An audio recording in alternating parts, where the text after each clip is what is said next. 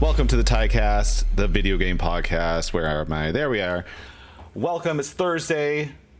What's the date today? I already forgot the date. April 14th. This is episode number 46, and we're talking about Game Pass, the new PlayStation Plus, and other video game subscription services, and whether they're the future or whether they can go burn in hell. Welcome. We have a great panel. We have a great great crew tonight. It's good to see all you guys. Russ, Cryoweasel, how you been, man? Good. How about you? Doing good. Let me make sure our volumes are good. What have you been up to? What have you been playing? Really, only Tiny Tina still. I haven't had a lot of time to play games lately. I feel like the last time I played was when I streamed Tiny Tina. Oh yeah, that was what, last week? Yeah, Sunday, I think. Nice. Did you pick anything up recently? Nope. What have you been? I'm pretty boring this time. What have you been busy with? A lot of house stuff. Going back and forth. Congratulations on the house. Yeah, for sure. Yeah, all the fun stuff. Well, congratulations on the new house. It's super exciting. Thank you. Can't wait to see photos of it. Sky Discart. Hello. Hello. Good to have you back. How you been? I've been doing good, feeling good. Just playing video games and making videos and stuff. Yeah. What have you been playing?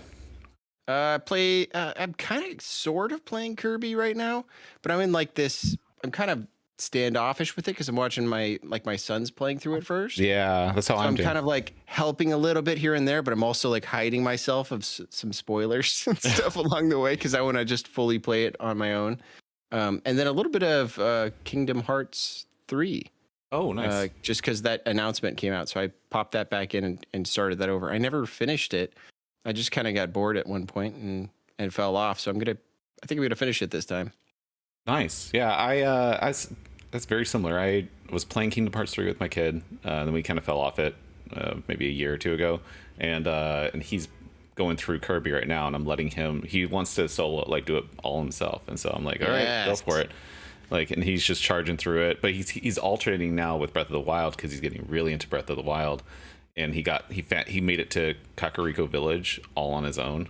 That's awesome. Got the glider and stuff. He's 7. Man, 7. That's awesome. Yeah, he was That's just awesome. like I was just kind of like. I think he got stuck a few times. So I was just like, open the map, and he goes, "Oh, I have to go here," and he would figure it out on his own. So you gotta love really seeing cool. those things happening as a parent too. The gears turning. So cool. I'm like, whoa, and he is like, I know where to go. The other thing was he couldn't figure out where to bring. He had 4 orbs, and he couldn't figure out where to bring them at first. And I was like, how about you look around in this area?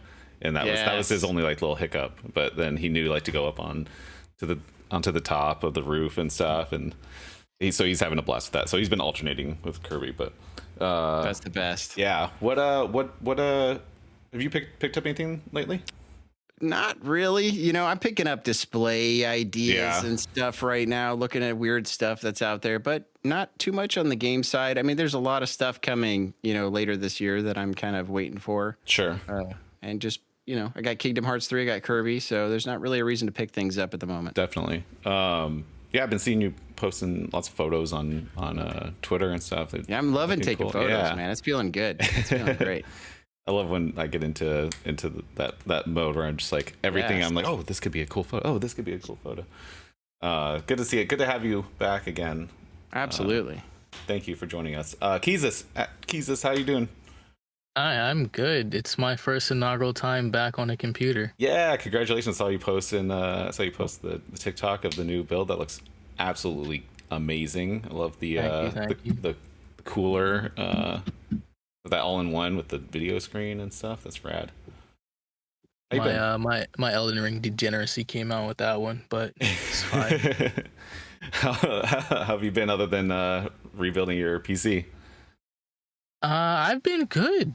Yeah. Just most of the time was planning the parts that I wanted and then just building it. But now, did you have to get a new GPU?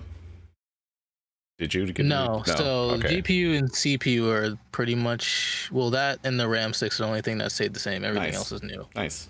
That's awesome. Did you get the Leon Lee case? Yes, the 11 dynamic mini. Yeah. Oh, the mini. Okay. The mini. You have the, Ty has the dynamic. I have the right? dynamic. Yeah. I have the dynamic. I thought I recognized it in your video. Awesome. That's I love this case. They're beautiful. It's so cool. I couldn't think of getting in any other case. So congratulations on getting your PC back up and running. Thank you. What have you been playing? Have you played anything on it yet? No, I literally most of the time, even today, was still getting drivers and whatnot. Sure. Well, I did get another pickup. Oh, you did? What? Arrived today. Let me find it. Oh, you got the right. Steam Deck. Nice. Super cool. Yeah. When did you get your email? When it was coming. Yeah, to actually buy it, because mine should be coming soon. Literally not too long ago, but I originally was in the first phase of people, but then with the delays, they threw me in the second phase of people. Oh, okay. So I want to say they shipped it to me within a week of getting the buy now. Yeah. Oh, that's good. So. Okay. Well, yeah, I'm just waiting for it. I mean, I've been in Q2 since the beginning, but I thought I was pretty early, and I know a week and a half ago is when they started sending out Q2 emails, but I don't have one yet. So we'll see. Have you played around with it yet? No. Literally been at work all day. Right. I'm excited to hear what you think. Max at Minato Max, how you been, dude? Well, we talked about it before, but work's been kind of crappy, so sure. At least something good's happening today, and that's being here. Yeah, welcome. What besides crappy ass work? What have you been up to? What have you been playing? I've been playing No More Heroes 2. I'm actually probably gonna be beating that tonight. So it should be done with that game, and then I've been playing the Lego Star Wars. That's pretty much it. Oh yeah, me. Nice. Did anyone else pick that up? I wish I had. Everyone's hyping it up, so I might. It's a good game. It's amazing. I really hope going forward Lego games will be this good, because I'm a big fan of Lego games, but I feel like the quality of them has really dipped down after 2013. I feel like they've been not that great. And this one was on the quality levels of being something really amazing. And it makes me excited to see what future Lego games are going to be like, because it did a lot of new stuff for Lego games. So sweet. What else? Did you pick anything up else besides that? So I have something. I don't know if we can consider it gaming related or not, because it is a game, but it's I'll just show it. It's stolen. No, it's not stolen. So speaking of Legos, I got this Harry Potter Lego Dimensions set. Nice. I have always wanted to buy stuff for Lego Dimensions, but as a kid, when it came out, the Lego Dimension stuff was really expensive.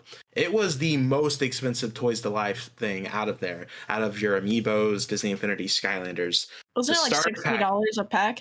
Whoa. Yeah, really? So the starter pack was $100. That was the most expensive. Oh my God. Because most of the starter packs were $75 for all the other guys. Lego came in and was like, we're going to make it $100. I'm pretty sure this retailed for like $45, $50 when it came out. And so now that I have a job, I'm like, you know what? I really want to start collecting Lego Dimension stuff, because I always wanted it as a kid. So I bought a lot of those a few days ago, and this one came in today. So nice. I'll be building that tonight also. Exciting. Well, thanks for being here, Max, as always. Hope work improves. Brittany, Scroller Wolf, how you doing? How you been? I'm good. I've just been hunting once again for a job, and I recently just got back from a road trip to go see the Sonic movie with a bunch of college friends. That was so cool. I saw that too. Oh, that's right. You were at the table with everybody? With the chili dogs. Yeah, we all got chili dogs and blue Powerade. That's so jealous. Amazing. So cool. Yeah, it was funny because we had when we were stopping to get gas and stuff. We were stopping at a bunch of retro game stores. They're like, "Oh, like what are you in town for?" And we're like, "To see the Sonic movie." And they're like, Are you serious? You couldn't see it where you were at? And I'm like, no, we wanted to go see it with like the original group of people we went with 2 years ago. So everybody except one person, 2 people were there. Nice. It looked like you had a big group. It looked like a blast. It was definitely. I went to see. I took my boys to see it. Unfortunately, my little one had a meltdown about 45 minutes left in the film, and so I listened to the last third of the movie from outside the theater. It's really good. I'm probably gonna buy it when it comes out on Blu-ray, especially if there's like a steelbook or something. I liked it a lot more than the first one, and I liked the first one a lot. Yes, yeah, the second movie was so much better than the first. It was crazy good. I enjoyed There's it. I enjoyed it. at the end. Yeah, the credit scene. Oh my gosh, crazy. Yeah. And then there's a post-credit scene too. I thought that's what you were talking about, but no, I had a good time with that. What have you been playing? Anything? You've been picking anything up? We've been playing. So I've been playing through Kirby Star Allies, and then I've just continuously chipped away at Killzone Mercenary on the Vita. Nice. As for pickups, I'm gonna try to speed through them because I went on a road trip. But Simon's Quest, Touch Detective on DS, Giga Wrecker Alt, which is made by Game Freak. I didn't know about this. I want to try that one. I want to try that.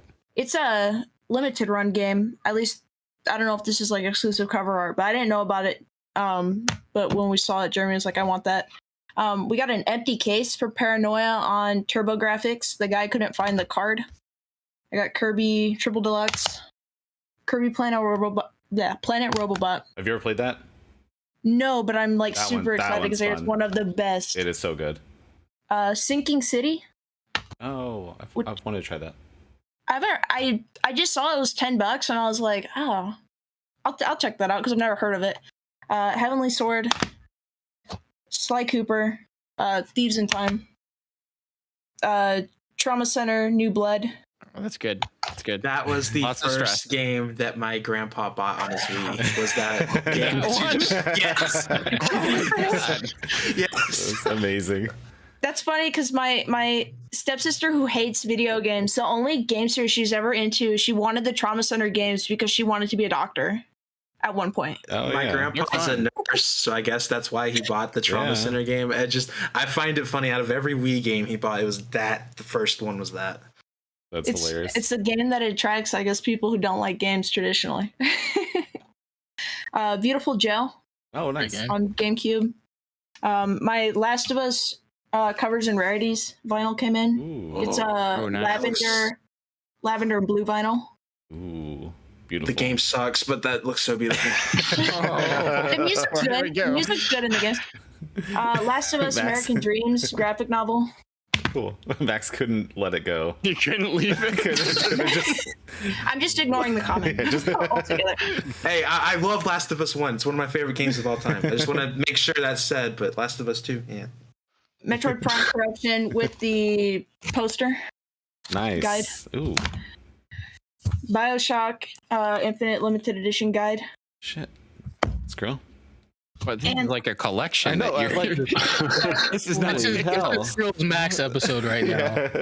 Well, I haven't been on in a while, and then I just went on a road trip, and we always go game hunting during road trips. The Kingdom Hearts Ultimania book. It's actually, so I wanted to know what it was, but it basically just goes into details of the games up until 3, and then it's like an art book with concept art.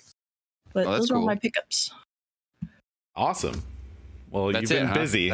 God, yeah. Why don't you have more this week? I'm kind of disappointed. More? I can go look around.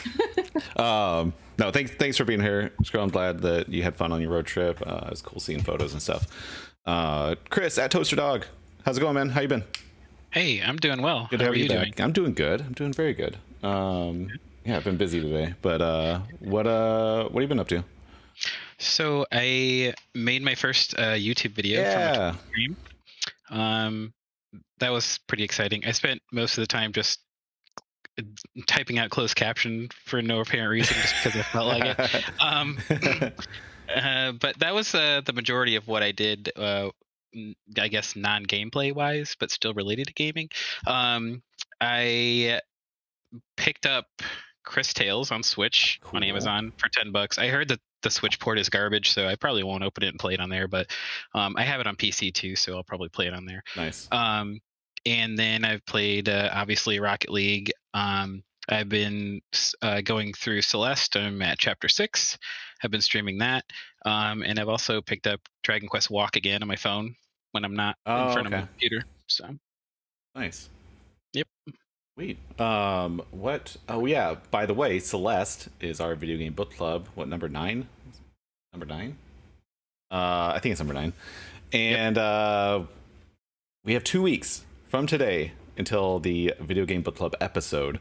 I'm at chapter 6 or 7. I don't remember. I'm in the like really like colorful area with the waterfalls and stuff. I think that's chapter 6. But I'm loving it. And if you're not, you can beat it in 2 weeks if you're even if you haven't started.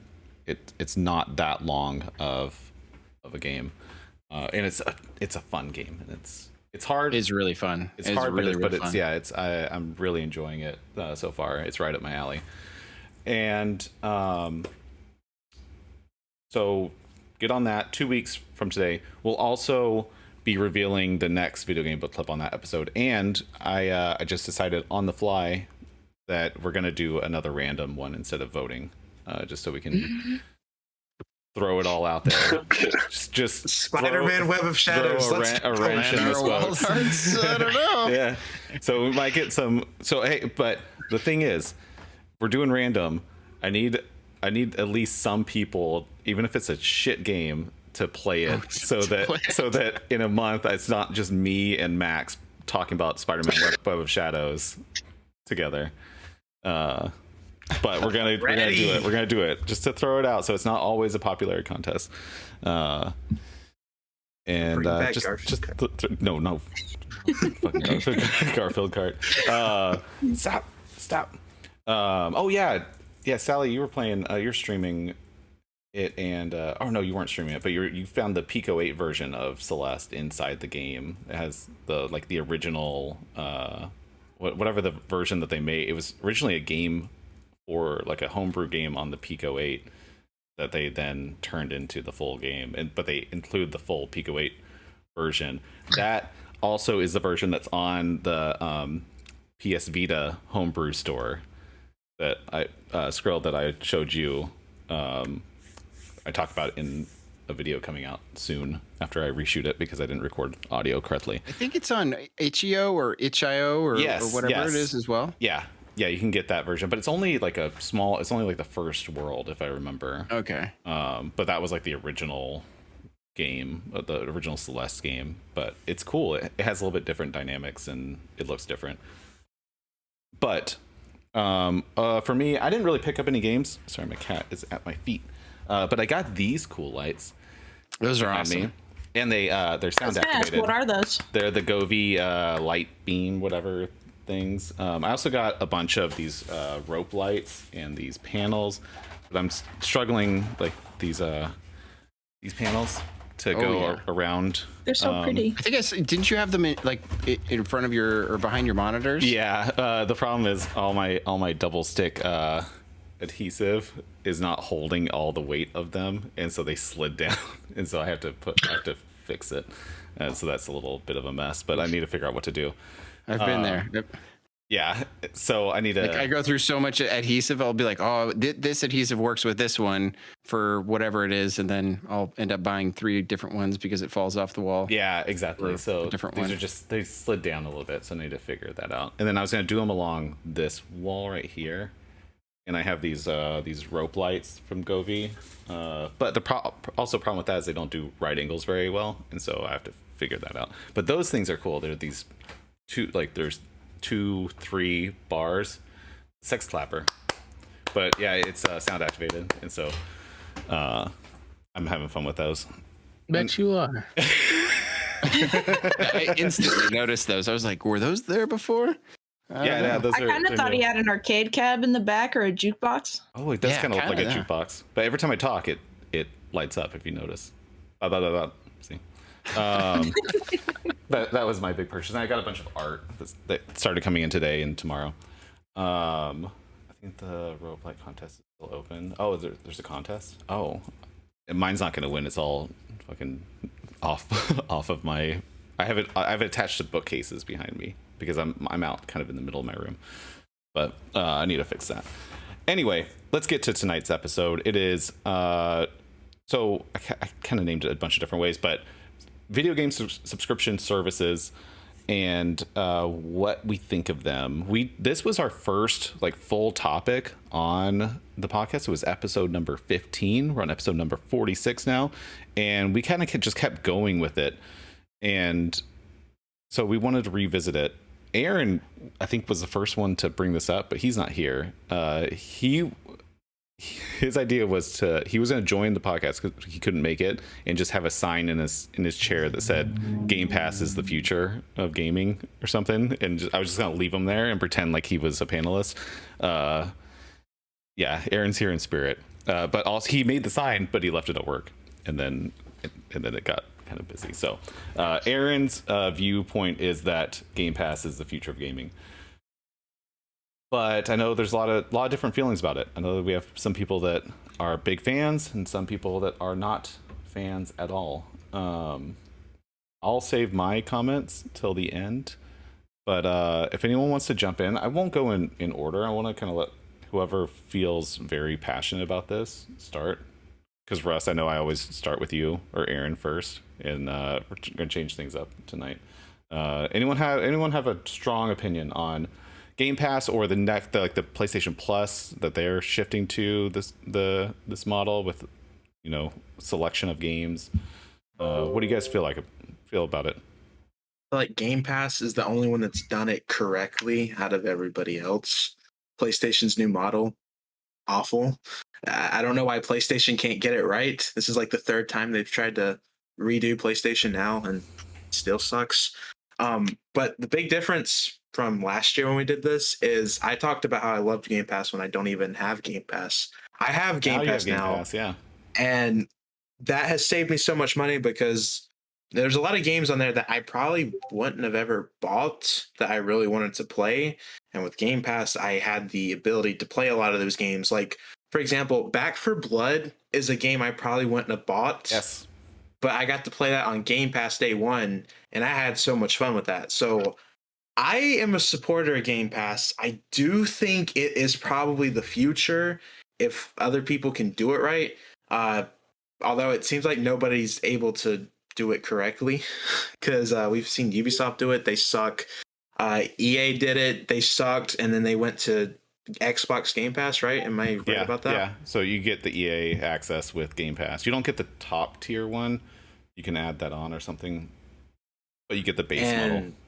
PlayStation, I don't know what PlayStation's doing. Like, part of me has always thought PlayStation was going to be like the best thing ever when they did this, but this is like the third time, and I don't think they know what they're doing when it comes to game streaming services. We'll see. I think the blog post was very, very, very vague, and so I'm cautiously optimistic of what they're doing. I bought a year of PS Now so that it'll convert at the top tier of this new PS Plus. But I also have PS Plus for another 7 months, so they didn't even explain what happens with that, because I have two different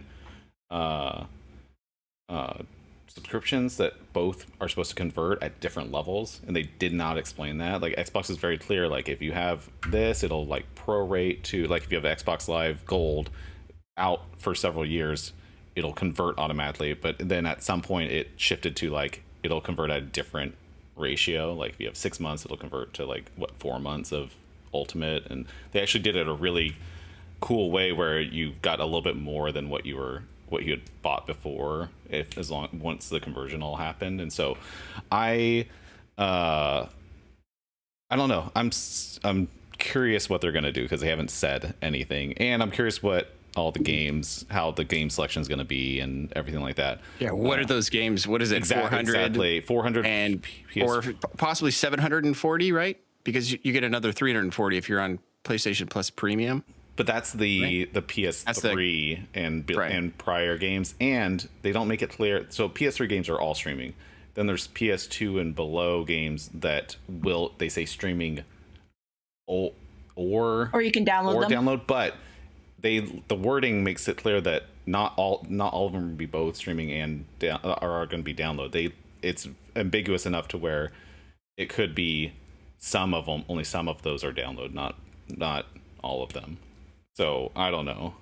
And Game Pass, like I'm reading a quick little snippet here. It says like 430 plus games plus 250 plus Windows PC games, which I don't know if that's mixed with the other 430, like whether or not those PC games are games that they had in that 430, and then 250 plus cloud enabled games, and then 50 touch controlled games. That's for Game Pass. I mean, that's for Game Pass. Yeah. I mean, it seems like they definitely have the game numbers up on Game Pass. It's not that much higher, to be honest, though.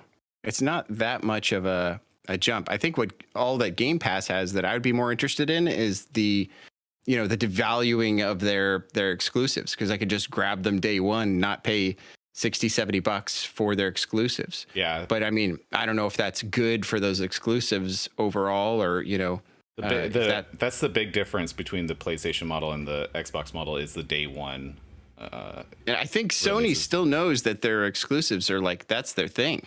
That's their bread and butter for sure. That's what they got, and if they were to just put that out there for, one monthly fee, you pay 1 month of, PS Plus, and you get all their exclusives in one shot. I don't know if they're going to be into that. I like the ecosystem the way it is now, with Xbox having their service, PlayStation having their hardcore exclusives, Nintendo just being a total psychopath out there doing whatever they're doing. Managing the mobile game, mobile market with tons of exclusives and other stuff too. I mean, Nintendo's doing their own service. They have their own Game Pass. Yeah, with the Nintendo Switch Online, but it's just all old games. It's all old games. Now recently, what did they add? They added like Mario Kart tracks. They have the Animal DLC, Crossing. Yeah. To me, it seems like they're sprinkling in those breadcrumbs, and like one day they're going to drop Breath of the Wild on there. There will be games like that's all they have to do. Current gen games on Nintendo Switch Online. I can guarantee that's the direction that they're going. And I think they should go the same direction Sony is. I think having a catalog of some games that people can go and play, plus a few past exclusives. Yeah. I mean, that's really all you need as like a nice bonus to being on their thing, without devaluing your exclusives down to, what is it? I could pay for all of the exclusives of Xbox right now for like $1 off the back of a box of Pop-Tarts. Yeah. Yeah, exactly. But to Max's point, I do agree. It does bring some games that maybe don't have the clout, don't have the audience, especially like third-party games. I keep looking up articles, like some of these developers are much different than the movie and the music, like the film and the music industry, which just absolutely despises streaming services. It seems like developers in the game industry are, especially mid-tier developers, are like clamoring for these subscription services because it provides funding on games that maybe there's not a clear path of whether they're gonna even finish the game or have enough sales to make back their money for investors. And you see mid-tier development studios, especially up until the last couple of years, shutting down even when they had regular releases and stuff. They just you have one bad release and that can literally close a studio down. And so you see it's a totally different atmosphere in the games industry. Yeah, I'm much more willing to try those games on Game Pass too. Exactly. I don't want to spend $15 and then just have like a flop of an indie game in my lap. Yeah. Was Tunic? Who made Tunic? Was that indie technically, or is that? It was indie technically. Yeah. Yeah.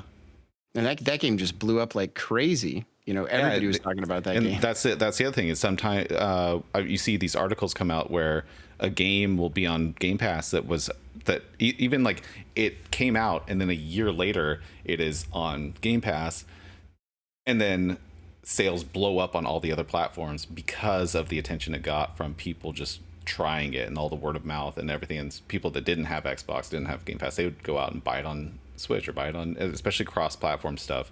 It can actually elevate sales. But if there aren't those open markets on other platforms, maybe that goes away. You never know. For example, the new Guardians of the Galaxy game has really been beneficial from Game Pass because Square Enix has talked about how the numbers of Guardians of the Galaxy went up like crazy when they put it on Game Pass, and the game was considered not really much of a success for them. And then when they put it on Game Pass, the numbers started going up where it's becoming a success for them. So Game Pass market does work for some of these games, especially like Guardians of the Galaxy. On a middle tier / like new game route, Outer Wilds probably would have completely sunk without Game Pass because of the stupid name between Outer Worlds and Outer Wilds releasing so close. I remember that. But it made the studio enough money to where they were able to go and fund the DLC, and I don't think the DLC is on Game Pass. So even if you have the base game, there's still that nice like bonus where if there's DLC for if people try these indie games out and they like them, they can go and later pay for that DLC or like level packs or stuff like that. That's another good point. It's kind of like this like in between of the free to play and full boat game where free to play it's like you get it and then all the costs are in the add-ons on top of it.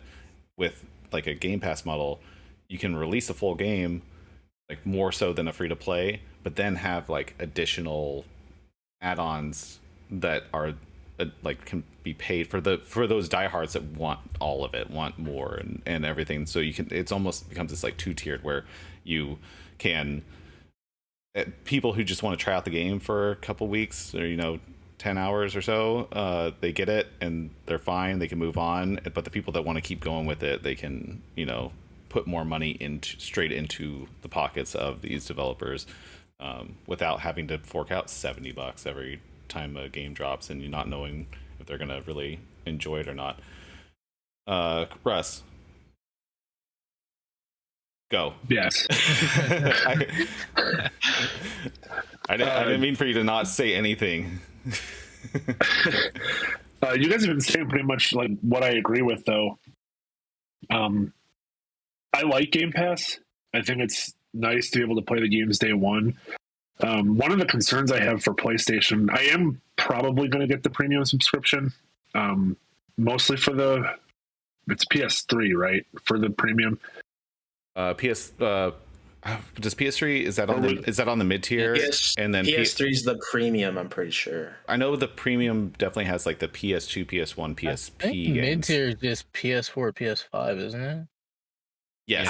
Plus extra adds a catalog of PS4 and PS5 premium, and then premium is all the retro stuff. Okay, yeah. So PS3, PS2, PS1, PSP. Wow. PS3 is considered a retro system now. Oof. I feel old.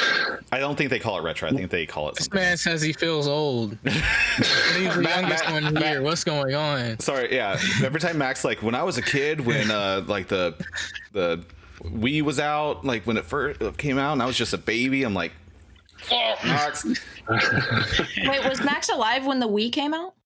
I was born in 2003, so I was 3 years old. Oh my god! When the Wii came out. I waited in that He line. says when I was a kid, because he says when I was a kid when the Wii U came out, right? Yeah, I was a kid. The Wii was like my favorite system as a kid. Oh I my love that god! system to death. Oh man, I think I had a kid when the Wii U came out. What do you guys mean by the like Game Pass being the future of gaming? Like, do you mean like the future of gaming is all like service based? Yeah. Like, I definitely disagree with that. Yeah, you don't think? You think there's still going to be? Well, I mean, unless they change it, I mean, they'd have to change it so that you could. I mean, right now it's cycles, right? So they have new games coming in and old games that leave. So what happens? Where's the in between? And then needs to be. Where do you go if you don't want to be in a service? Like, do you have like every developer has to be in a service if they wanted to, or is there an a la carte system somewhere? I feel like you still have to have some, whether it's digital. I think physical is going to go away eventually for sure. Yeah, but you have to have some sort of like a la carte. I mean, they could add that on to Game Pass as like if you liked a game, you can download it and like keep it for, $1 or something. I don't know. I think we're gonna split. I think there's gonna be way more digital, like subscription, all the like you just want to get it, play the game, get out, whatever. And then I think, but also I think what's massively growing is like the collector's edition market, where like the people that you got the casuals and you got the diehards, and I think you get a vinyl soundtrack, you get posters, you get figures and stuff, and yeah, all that stuff. They're gonna, I think the like standard release is definitely like splitting into like cheaper for the game, more expensive, and more robust for the like the collectors type of side. I think the like game, like physical game or digital game by itself for $60 to $70, I think that's going to become more and more rare. I know. I just imagine buying a special edition and they get rid of it off of Game Pass. You're like, man, I got this figure, but I can't play Horizon Zero Dawn. Yeah, you don't get the game. I gotta wait till 6 months from now when it comes back up. Keys is what you're saying. I would say if it goes that route, they need to make collector's editions better. Then. Yeah, I agree. Some of these collector's editions are trash. Yeah, and then they don't even give you the game as part of the collector's edition. So. Oh my gosh! Yeah, Horizon Forbidden West had no no physical game. It was the digital. It was a code. Literally would have bought it day one to go and get it, but skipped it because I'm like, I'm mad at you. It was an amazing experience to open that special edition. It was amazing. Did you buy one? Which one? What did they call it? It's Regalia, the big one. Yeah, the big boy. It has like drawers in it and stuff. You're finding like secret areas in this thing. It was incredible. It was just an awesome experience. But yeah, no game in there. Like, I mean, I think they spinned it saying like because it was coming out on PS4 and PS5 and the code was for both. Either, yeah, they spinned it like that and that was the best way to do it. I don't know. The whole way that PS4, PS5 games release is strange to me. Like, I have Cyberpunk on PS4 and I put it in and it installs Cyberpunk for PS4, and then if I try to open Cyberpunk on PS4, it's like, hey, you have a PS5, why didn't you put in the PS5 version Cyberpunk? And then it's like, because there is no fucking PS5 version of Cyberpunk. and then it's like, well, you should download the PS5 version of Cyberpunk, and it downloads another 100 gigs, and like, and then but it leaves the PS4 version of Cyberpunk, and then I'm like, can I delete this? Is it going to work? And it's very unclear whether it's going to even work. I have no idea. So I deleted it. Like 6 icons of Cyberpunk. I will redo this all again if this doesn't work. But it worked. Why not just delete the PS4 version all of it? I was like, it made me feel like an idiot trying to just play this game that was a PS4 game on PS5 that had a PS5 free update. End rant. With I agree with it. Neander in the chat, he was talking about the devaluation of games. I know Sky, you mentioned that, like especially with Xbox's like first party games.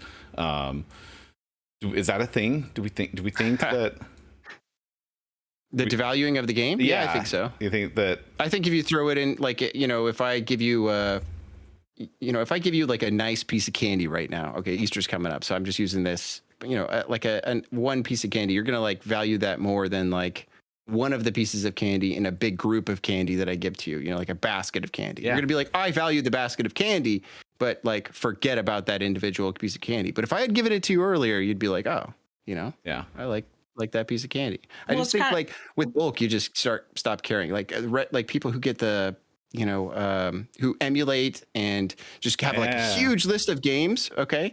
Like whenever I go through that list of games, I'm just like, it's like Netflix. It's like cable, like cable. I remember cable, like I have 185 channels and nothing to watch, like type of thing. Exactly. There's definitely that effect for sure.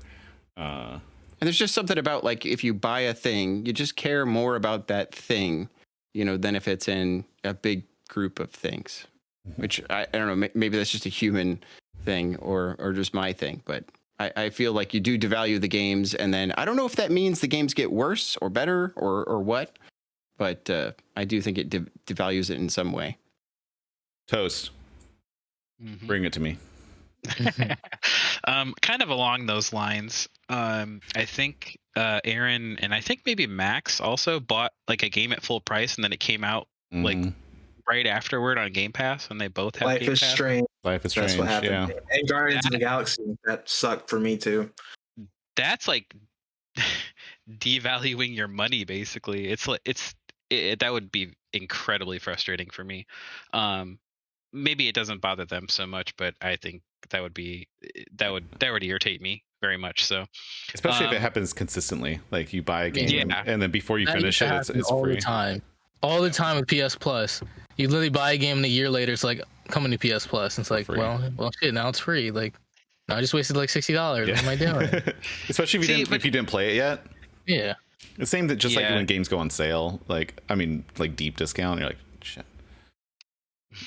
Should have bought that when it was cheap, but yeah, it's like, I don't know. So I do not have Game Pass. I have never had Game Pass. I did have PlayStation Plus, I think it was called, for 2 years. And I played 2 of the games for like less than probably 5 hours. One of them was Worms, which I knew was awesome, and the other one was like a Windjammers clone. But if you don't keep up with your subscription, you can't play them, so they're worthless. The problem I have with Game Pass, at least the current iteration with the games that rotate, is you have to play them now. I'm an adult and I have kids and I don't have a lot of time. And the time that I have, I want to play what I want to play and not what some service wants me to play. I also want to play the TYCAST book club game. Yeah. So I'm going to be busy with that. So and plus I'm going to be giving my money to these people on a monthly basis. I feel like for me, Game Pass is not the way to go. PlayStation Plus is not the way to go.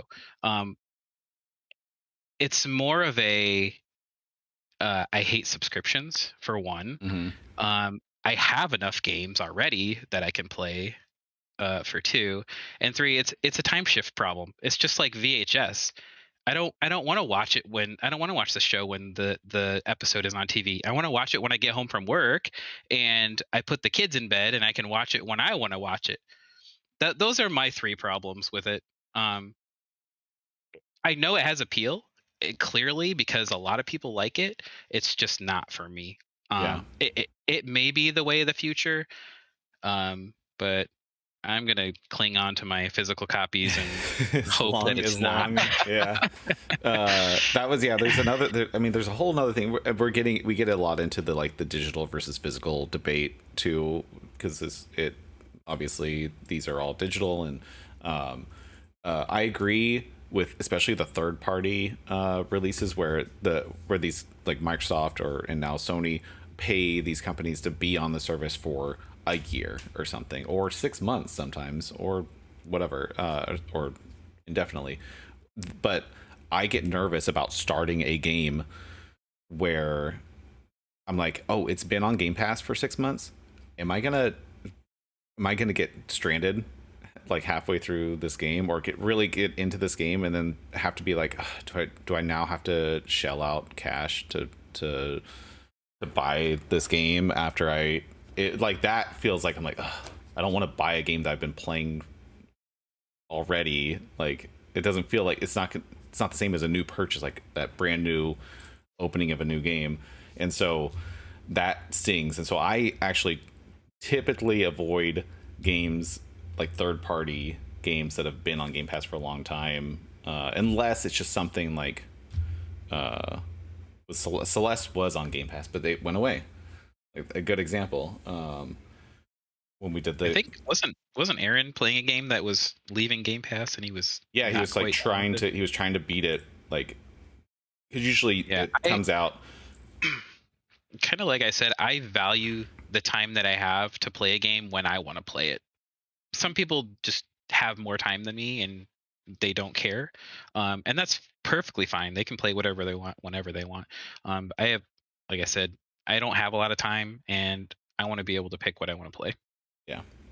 I think it kind of targets like, much younger people than us generally. It's like parents can just throw Game Pass at their kids and be done. And they're paying what, $10 a month or something. In 6 months they've paid one video game's value, and their kids could have played hundreds of video games in that period of time and tested out all sorts of video games. It's like there's so many positives to it. That's why I like it as its like own thing. And that's why I'm kind of glad to see Sony not be as competitive with it. Because I don't know what that market's. We haven't even seen a full cycle of what Xbox is going to do with Game Pass. Like we're just in like the baby stages of like the beginning. We don't know what the value of it is. It's currently not at the right value. It's not. It's going to be much more expensive. Yeah, they're going to increase the price for sure. And we're gonna see it like, you know, whether people stay latched on or get rid of it. You know, Netflix has, you know, done this and they've raised their prices over time, and services like Amazon Prime do the same thing. And people drop off or decide, you know what, maybe I don't really watch that much Netflix. You know, maybe I just get Blu-rays at the store or something. But we're not even close to like that full cycle to see what this thing is. And I think Sony's playing it smart and just not being super competitive, but adding some more value to their service and going that direction. But we'll see if that works out for them. I do think that it's smart for Sony to combine their two services, because their old model was really weird and it was confusing. And I remember I kept asking, I was like, is PS now worth it? And every time I'd ask it, I'd get this like, like yeah, it was I've just never heard anybody say yes. It was like, yeah, it was, and so I was like, okay, if it's not worth it and it's the most expensive one, like there was no reason. Although I bought it and it kind of sucks, so whatever. Like I can't do game streaming. I like the concept of specifically bundling it inside of Game Pass, where you're like, hey, there's this new game or this other game that I've been wanting to try. Let me boot it up in cloud mode and try it out for a little bit, see if I like it, then I can download it locally. That's amazing. Not having to download, 20 to 50 gigabytes just to play for 10 minutes, be like, I don't like this. Having that functionality I think is a huge feature with the cloud gaming on modern games with Xbox. And you're like, I want to try this game. Let me check it out. And then, I think that's a cool feature of Game Pass, just having that cloud gaming. And also, we haven't talked about it, but the PC gaming on Game Pass, that's what I use. That's why I have it. Mostly. That's why I have all the PC games. I think that's why most people have it. There's no reason to have an Xbox at all. I have a Series S that I've maybe booted up 3 or 4 times. I didn't even boot mine up once, but I still pay for the service to have it on PC and Xbox. Exactly. Like just in case I need it. It's not even hooked up. It's just sitting here unplugged because I share the same cables between my PS5 and my Xbox because I don't want to wire more cables in. I was like, I never play them both at the same time. I can just plug in the HDMI and power because they use the same standard. It's an HDMI and a standard. Both have internal power supply. So. But I don't turn it on. I haven't turned it on probably in months, and I only bought it like 3 months ago. And I don't know that I've actually played a game on it. Now that I think about it, I don't know that I've actually played it. I think I turned it on maybe just to, I don't know why I'd even turn it on. Oh, I just saw the chat. Aaron's like, sorry I'm late, I was playing Game Pass. Sorry I'm behind on chat, guys. I think Skriller said something interesting in there, that it's like the next blockbuster. Yeah. Remember how it's funny. It goes through, I feel like media is always going to go through this phase where eventually there's a bunch of subscription services. So in essence, you had cable initially, where you had all these different channels, and you had premium ones, and you had movie ones, and then you had a specialty one just for movies that looked really appealing. And now that movie one has shows, and now that movie one has shorts, and that movie one even had games at one point. And now it's something that repeats. Something always comes and scoops all of the media that we like up. People get fed up with it because there's too many of them, and then a bigger one has to come and kind of scoop them all together. I think subscriptions are not something that are going away, but I don't think subscriptions are necessarily something that is new. I think it's been around quite a while. It's like music labels owning music. That was a subscription service kind of, and then streaming services bought rights to those labels, put them in their thing, and then another streaming service bought that streaming service, and it just kind of shovels it in until like something kind of all owns it. It's like sand. It's like picking up sand over and over again. So yeah, that's a good point. There was this whole like big bundling and unbundling of cable and TV, where it's like the cable providers, they're like, okay, we have to pay for all these different channels, but then like say Viacom, they have like VH1 and MTV and Nickelodeon, and then they have like 7 other channels that no one wants to watch. But they will only sell it as a package. Like, okay, if you want these, and you got to take these too. And then the cable companies were like, okay, well, we have to take all these, so we have to bundle them together and then sell it back. Exactly the same thing. And so and so we're going. It's none of this is new or unique. And then everything broke up, like with all the streaming services, and then now they're all like trying again, coming back to, then they're all reforming again, and so like, so inevitably, I don't want to pay. So he makes a console again eventually in the future and breaks it all apart. Yeah, exactly. And one of the things that I wanted to bring up is I actually watched a video today about, oddly enough, the Fairly Odd Parents reboot on Paramount Plus, and basically like Nickelodeon hasn't had a good property since like the early 2010s, except like one cartoon. And so Paramount Plus as a whole right now is kind of struggling because they're throwing Fairly Odd Parents. I think they have iCarly. I think they have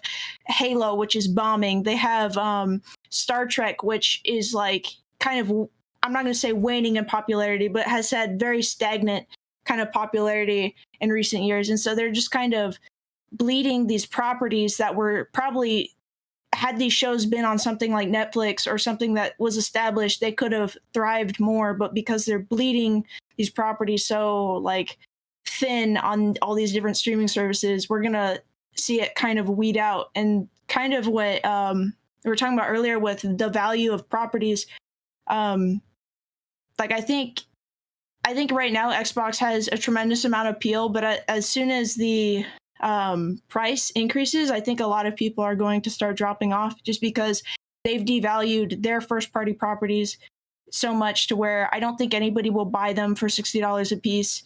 And there's going to be a bunch of people that won't even like jump in to play them unless they're free to play or unless Game Pass stays at the price it's at. Whereas Sony's always going to have people jump on their $60, new games. Nintendo's always going to have people jump on their $60 new games. And really what I think Sony should do in terms of their service is have their PS Plus and PS Now be a bundle and the premium be the extra PS4, PS5 games. Because I think if they had a cheaper price point, kind of like Nintendo Switch Online, and have all of those retro games, because personally, I don't care about the new PS4 or PS5 games. I would rather just pay for those retro games. Just to be able to play them online, like especially the PSP stuff. I'd always wanted to play the Kingdom Hearts game online because the servers got shut down forever ago. So I think to have the opportunity to play stuff like that online, just kind of like how Nintendo has Super Mario Kart and stuff playable online. Yeah, that's the most underrated feature of Nintendo Switch Online is playing retro games multiplayer online and it actually working decently. That everyone forgets that you can do that, and it's amazing. And PSP is becoming incredibly inaccessible. That the PSP is shooting up in value because of the delisting of the stuff on the Vita store and the PS3 store. A lot of those PSP classics are going to disappear. Those PSP games are going to become very expensive. I think that's something that isn't being overlooked. I think a lot of people are very upset at Sony's service. I do think it's the PS3 being cloud playable only is understandable from the perspective of like Sony's history with the PS3. That is the like biggest punch in the foot that they've ever given themselves, was making the PS3 so hard to program and emulate for it to begin with. But I have been reading rumors and articles that are saying they're working on getting proper emulation, at least for the PS5. So I think if they can do that and kind of make amends for that and maybe make a tier where you can just buy the retro games in the online, because then I would gladly pay for PlayStation Online. I think also, last thing, Family Pass. I think if Sony did a Family Pass to where you could either split it with your friends or your family, because like I've got 2 PS4s. I'd love to play online PSP games with Jeremy in the same house as me, but I don't want to pay, $40 a month for us both to just play some goofy PSP games, you know? Yeah, and I agree with that because I do the family plan for Nintendo Switch, just for me and my kid, like because he can have cloud saves and everything, and then I did the expansion pass, so I had to drop what $80 or whatever. How much is it? 80, 85 total. 80 yeah. something.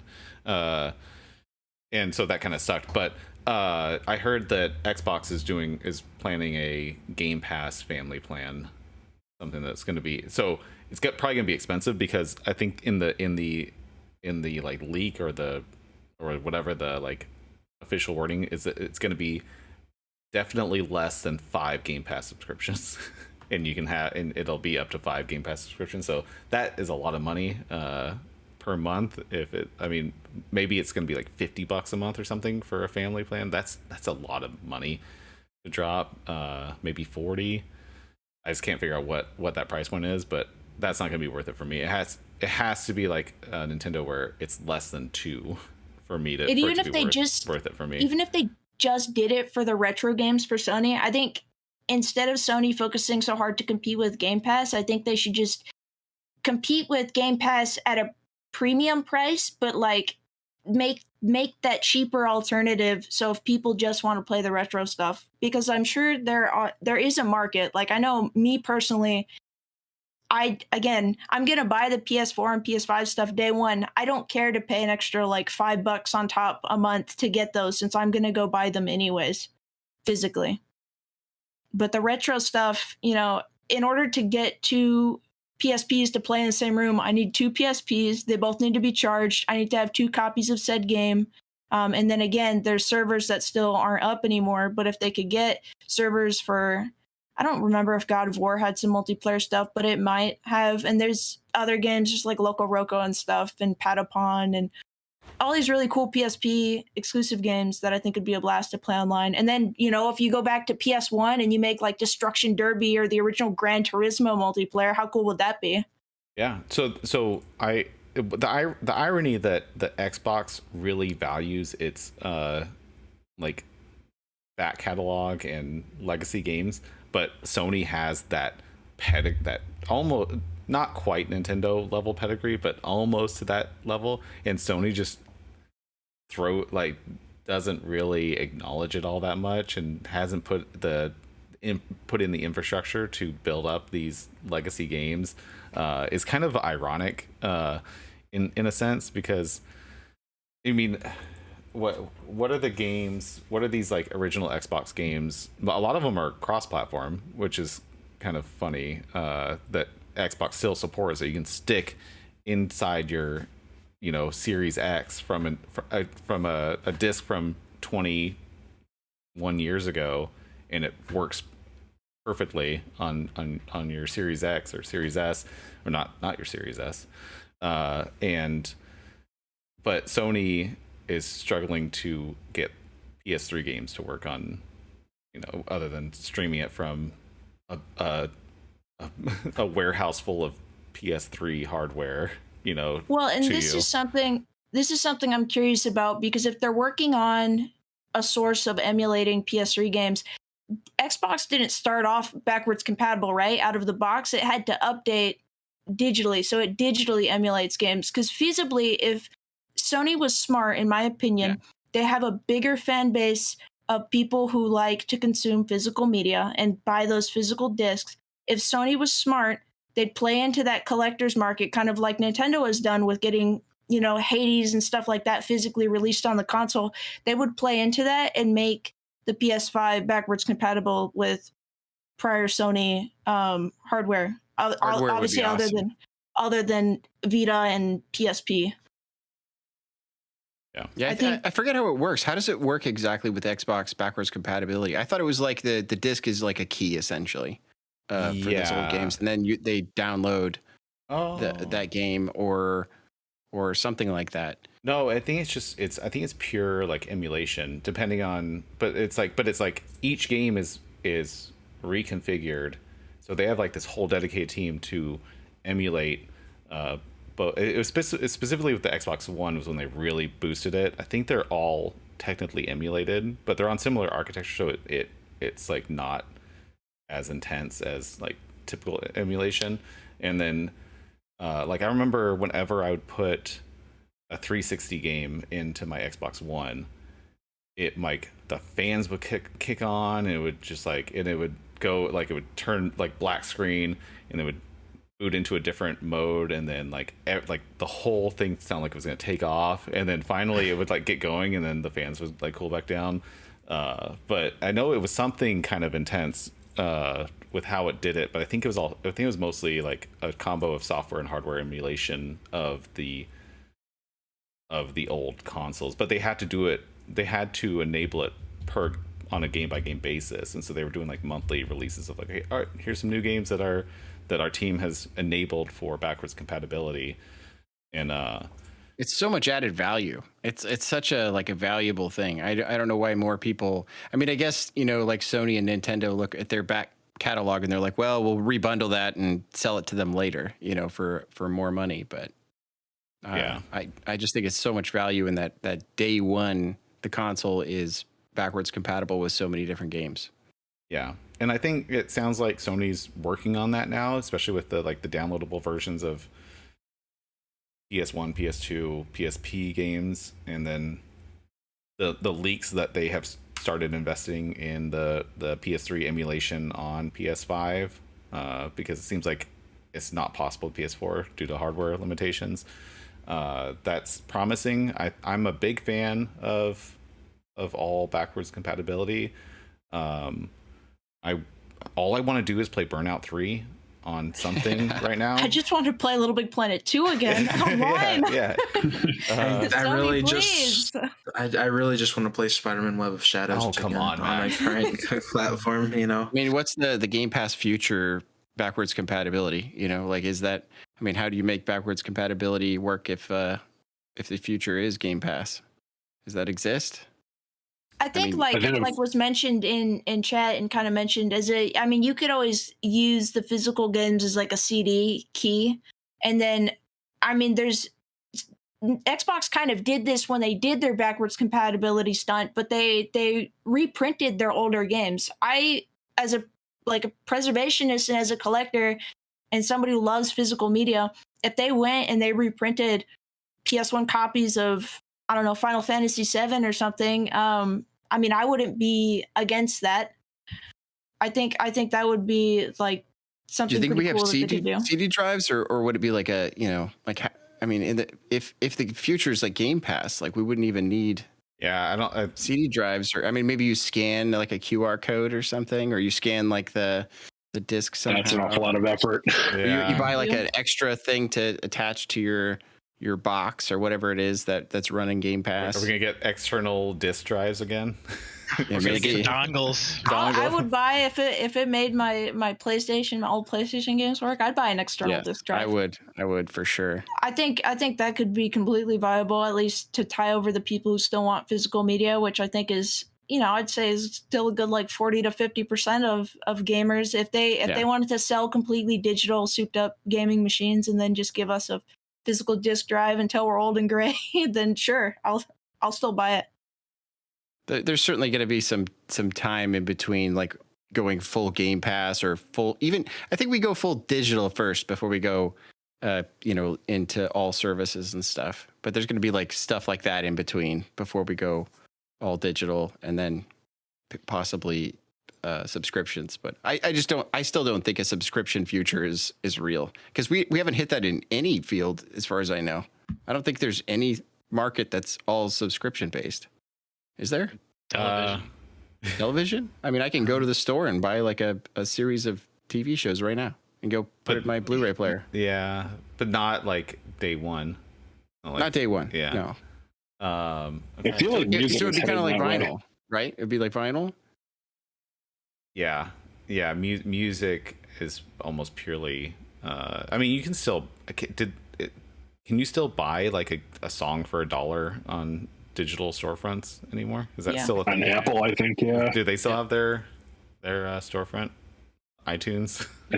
Oh my god, I haven't opened up. Yeah. I haven't opened that in a long time. They do. So it's kind of like unheard of that like you'd have an entire market just be completely subscription based. You'd have to have some sort of especially with gaming because of the pedigree of stuff and incompatibility. It's so diverse and multi-platform. It's not like you just put in headphones and you can listen to something. Like the technology changes so rapidly. What was I gonna? There was something I was just gonna say and I forgot it. I don't know. We're good on time. Let's wrap up. Any closing comments? We'll do a round robin real quick of around the horn of what your final thoughts on this topic are. What you think is going to happen in the future? Maybe let's do a prediction. One prediction for the future. Sorry to throw that at you. We won't go in order. Anyone that has a prediction of how subscription services are either going to change, stay the same, die out. What do you think? Someone go. We say future, like how far in the future? Whatever you want. Max, this is your show, dude. Okay. I think MaxCast. In 15 to 20 years, I think Game Pass model will be the future of gaming. I think the only ones that are gonna take forever to be a part of that whole model is Nintendo, which they kind of are, but it's their older stuff, and I think they are going to eventually get their newer stuff, like we talked about earlier. It's just I wonder how long it's gonna take till we get that. So I don't know. I don't want it to be the future though, because while I like Game Pass, I'm very keen on physical media. I always prefer to buy stuff physically. So I mean, we are going to a digital phase, though. So once we get fully digital, like with the next consoles, because I expect we're not going to see a disc drive. I think when we're fully digital, that's when these subscription models are really going to take off, like really, really take off. Yeah, no, I agree. Who wants to go next? So the future of gaming is diverse. Yeah, and it's going to be. I really think that Microsoft, because they were so early on in this thing, they're going to be the one. They're going to have the streaming service for games, and then you're going to have Sony, and they're going to have a little bit of a service, but they're still going to be doing their big exclusives that draw enough people in. That's always going to be enough to draw enough people in. And the same thing with Nintendo. Nintendo being weird, they're going to have their own weird thing. They'll have their weird little service with like a couple little games on it, but that's not going to be the big draw. The big draw is going to be playing Kirby along with everybody else. Yeah. I mean, that's still enough to sell so many video games. Like today, they're selling so many video games without needing to make it cost less. That's why do it? Yeah, that's what when Sony was. Before this all happened, you know that Sony had a team of analysts. They're like, okay, if we do this, what's the change in bottom line? And then and over time, you know, is this going to take us 15 years to recoup the immediate loss of revenue from our diehards that go out and buy every $70 game, every exclusive that we have? And I'm sure that's what happened when they're like, okay, we're going to add all these games that aren't really selling, you know, the games that are selling for $10 now, that, you know, I bought 6 PS4 greatest hits for $8 a piece, you know, God of War and Horizon and stuff like that. Those games they're going to dump onto the service, kind of like they did a little mini version of that with the PS5 with the PS Plus Classics or whatever. I think it's kind of an expansion of that, but up to like whatever 350, 400 games. That you know that they're just not making any like enough money on those games, and those are all the ones that are going to be bundled in. They're going to put some money out for third-party games like whatever Mortal Kombat 11 or whatever games they announced. There was nothing in that announcement that was like, oh, like shit, they're going to bring that to their service. And so I think that they're being very cautious with their spending, especially on third party. Maybe they'll expand it, but they definitely had analysts that were going over exactly how much money they were willing to risk by by changing this service. It makes sense too. You look at the pros and cons of each one of these three companies, and you see like Xbox is lacking in exclusives. I know people will like cringe to that, but if you look at their exclusives right now, they just don't have it. So they've made up for it with this service and being able to produce games. And even Microsoft has come out and saying like, Sony's not our competitor. They're not the guy. I mean, Microsoft's looking at companies like Tencent. Yeah. They're looking at like mobile game companies. They're like, see you later, guys. And you guys do your a la carte thing down here, and we're going to go make giant big bucks over there because, one mobile game makes more than all of Sony's games combined, in a night. And it's insane. So they want that big money. They want to be the guys who just bring all the games to the table, have a nice service, and that's where they'll get their cash.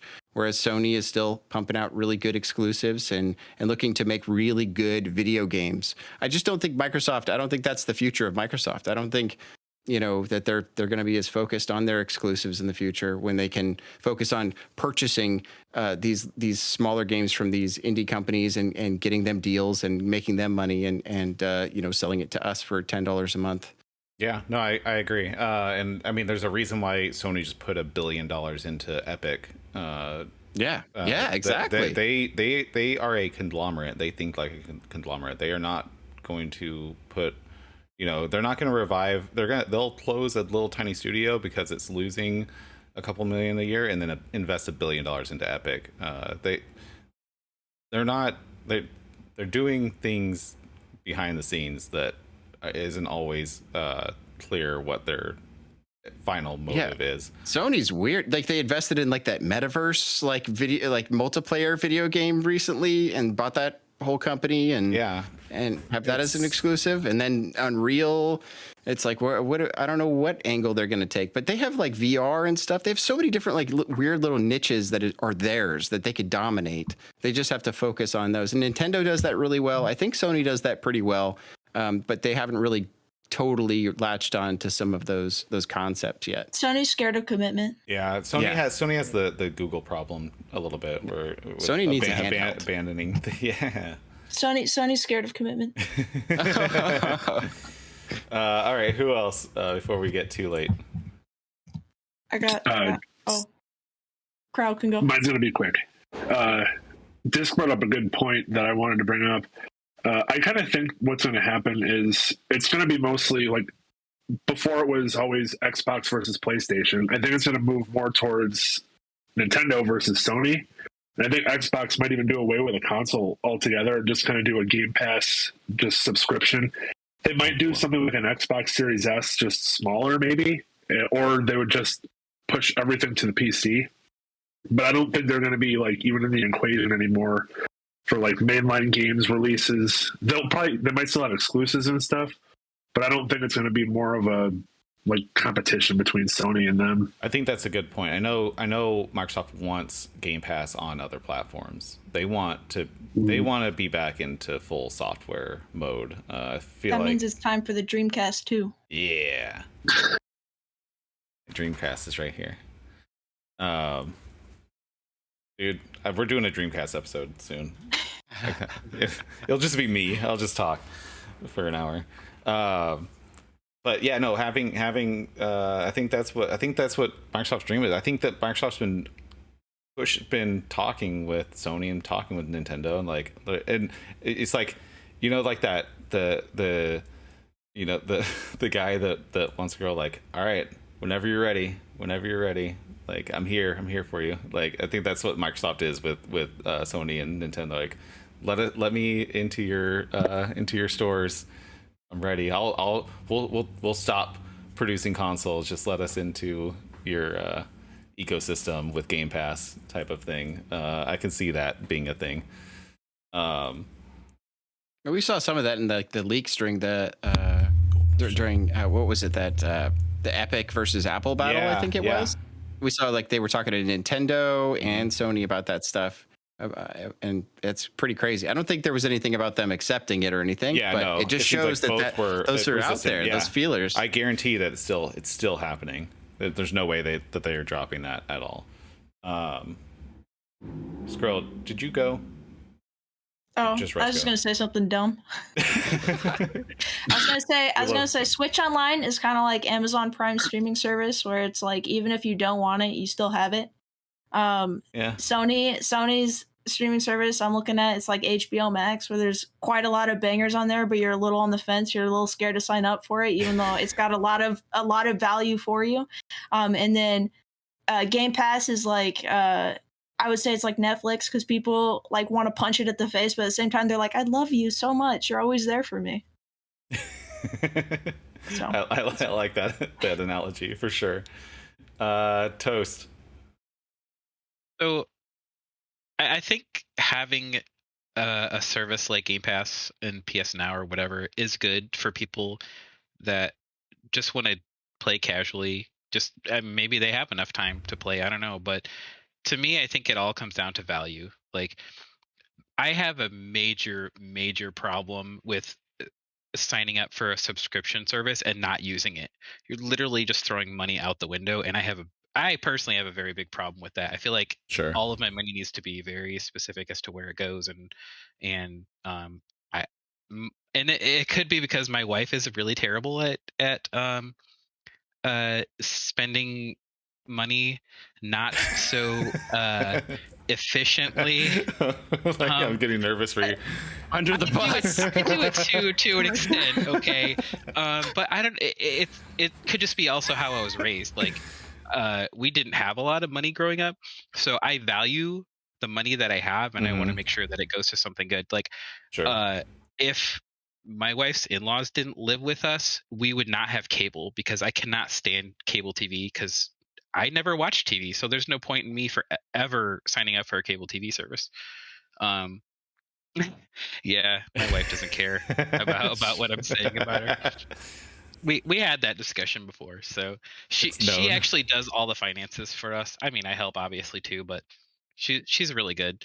But like I said, it all comes down to value for me, and it's just not valuable for me. Plus, it has the risk of being completely worthless and throwing out money, and that's just not cool for me. Sure. No, I get that. So one of the reasons why I have had Game Pass for so long is because I kind of rigged the system when they were switching over, where I got like half off Xbox Live Gold. I think I got like a year for like $40, and I stacked 3 years. I paid like $120, and then they all converted to Game Pass Ultimate. So I, like 3 years ago, I paid $120, and I've had Game Pass Ultimate since then. And so I haven't really paid anything for it. And then like I bought a controller, and it came with another 3 months of Game Pass Ultimate. And then I keep finding ways to tack on to it without paying a full $15 a month. And so like I've paid for a handful of months technically, but I've had it for 3.5 years now. Like as soon as, or whatever, 2.5 years. I don't remember what it was, but I think I have until next year still, and I haven't really paid. I've never paid monthly for it, and so that's another thing, and that's gonna catch up. I'm sure I might change my tune when I start seeing that $15 a month charge, or $20 I feel like that's a lot charge. of people's story. Yeah, like that's a lot of people for sure. So I don't know. We'll see what happens when and the price increase is coming. Jesus, what about you? My take is if Game Pass stays its price point, which Game Pass always throws out like $1 deals. Yeah. For like so many months. It happens to me all the time when I see them. I'm like, oh, that's cool. But like, I think just the ability to play things day one that like you originally were never gonna pick up. Like I originally got Game Pass because of I'm gonna fuck it up. Outer Worlds, the Outer Worlds. I originally got it because I pretty much was playing the whole game for $1, and I was like, "This is fire." And then I ended up buying the game and then the DLC. But that's because I love that game. But I mean, that's why I had Game Pass. I mean, I really don't use it now because literally I play everything on Steam, and I'm a Steam casual. But I had Game Pass just to be able to download day one Xbox games that would originally be like $60-$70, play them, either get rid of them, stop playing them, move on to the next one. Whereas, I don't know, a lot of me and my friend group don't even use the PlayStation anymore. but I feel like PS Now Essentials is what you get 2 games, like every month. 2 games a month. Oh, now they're doing three if you have PS Plus. PS Plus. And it's cool because you get them for as long as you're paying for the service, right? Yeah. And so if you decide to take a few months off, from what I understand, you can pay for it again later and still have those games that you downloaded you regain before. access. As long as you claim them while you you kind of own them. Active service. Just as long as you're paying for it actively. But if you lapse, you don't lose everything. If you restart it, you get it back. It's the same thing with Xbox. Gold, which I think that's every streaming service though. Technically, you don't own the game unless you're paying for it. But they even make it hard. Well, if I download from Game Pass though, I don't get it, and it's off Game Pass. I don't get to play that game, right? Yeah. But that's the other thing is you have to claim it in that little period. And if you try to open it when it's gone, Phil Spencer comes and punches you in the face. That's right.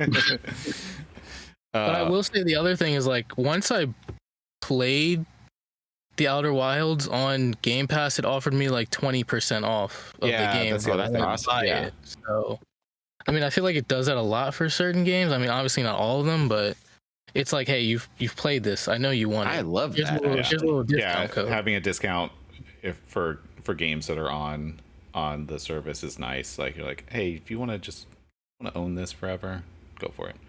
No, can we recap who all has subscription based service? Because obviously there's Microsoft, there's Nintendo, there's PlayStation, and then there's Amazon's weird. I've never heard anybody owns this before. Luna. Yeah, that's a stream. Yeah, it's streaming, just like Stadia. Yeah, they're still pushing it. Yeah, they're pushing it on Twitch. They got Devil May Cry 5 on there, and I was like, you guys are 3 years too late. Yeah, it's the same thing with Stadia, where you're not getting good stuff. And then I think EA had one, and maybe Ubisoft had one, and those either have died very quickly, or again are two that I don't know anybody who's ever used. Now Microsoft pays EA to include it into Game Pass, so it's gotcha. But it's nice because I get it on PC too, which is cool. That's the best part. So I get all the if I open up the EA Access or whatever the app's called. It's annoying that's a different app that I have to open up and download, different client, but it's cool just having all that stuff there. And yeah, I don't know. We'll see. I think it's going to consolidate a lot. I think Sky, you're right with it's going to become more diverse for sure. I think there's going to be all different things. There's going to be even more. I think there's some are going to die out and there's going to be new ones, and then things are going to combine. You never know. With all the acquisitions, with Microsoft buying Activision Blizzard, and I think that's only going to continue, especially in with the way inflation and markets are happening right now. I think that's only going to increase. I think publishers are going to buy more studios. I think there's going to be less mid-range studios. I think they're all going to get bought up by bigger fish, and I think everything's going to spread wider as we move forward. Well, the more they get bought by Microsoft, I'm sounding like an Xbox stan right now. That's literally only because I play the PC. But the more they get bought by them, is the more games you get to play day one from your favorite studios. And then the more control that Xbox has over your life. Yeah, that too. If every game was on Xbox, they could just raise the price to anything they wanted, and they could control your life completely. That's the scary part about that ever becoming one thing. You don't. I think Skriller Wolf nailed it with the sand. I don't know what you was talking about. Sand. Yeah. It goes big and then it gets small. We're gonna. You have these big organizations, and then we'll all be looking for the small ones. After that, because then we'll get tired of being part of these big subscription services. Just Skriller talking about sand or something. I don't know. Sand. The sand was good. All right, let's wrap it. Good show, you guys. I appreciate all the discussion. Next week we are off because I am driving to Boston to go to PAX East. I'll be there Thursday. I won't be there Thursday. I may be driving Thursday. I'll get there Thursday night. Let me redeem myself real quick. Yeah. So I originally was a PlayStation stand, and then with the newest release and no one could get a PS5, PlayStation sort of died out. And then I made a PC, and that, and then I just kept playing. that Steam just blew up with my life, and that's what happened. But Sony killed the Vita, and that stepped on my toes. And then I can't get a PS5 for me or my dad, and now I'm just like, Sony, I love you, but you're getting really, really hard for me to I keep. Can't even buy your console. To keep supporting and being your number one fan. That's kind of what, the whole lack of being able to find PS5 specifically. It seems like I can walk in and buy a Series X pretty easily now. A lot of different places. It's you can crazy. Buy a PS4 now. They started ramping up PS4 production for some. I can even somehow get a graphics card now. Yeah, I was looking. I almost bought a 3060 Ti the other day, and I was like, no, I'm fine. I don't need this right now. But Keys, I'm in your boat. I've been playing everything on PC lately. Except for Overcooked on my PS5 because I got it for $10, and so that's the only game I played on PS5 probably this year. That's it. And I've been playing with Sally. We played it last night. She's on Steam, and so it's only because it's cross-platform, and I didn't want to buy it again on Steam because I had it on PS5. But everything else I've been playing on my PC. So I'm in the same boat, man. I still have a GeForce GTX 1660 Super that I bought a year and a half ago. Well, I actually didn't buy it. I bought a whole nother fucking PC and then pulled it out of there because it was cheaper. It was cheaper than the card itself. It was like $20 cheaper than just buying that card. And so, but I kind of combined a Frankenstein system for my son, and so he plays Roblox on it with my old. I had a 780 GTX 780 or something weird like that from like 10 years ago, and so he's using that. It runs Roblox fine. So I figured as soon as I get something new, I'll put this one back in there for him, and that'll last him for a while.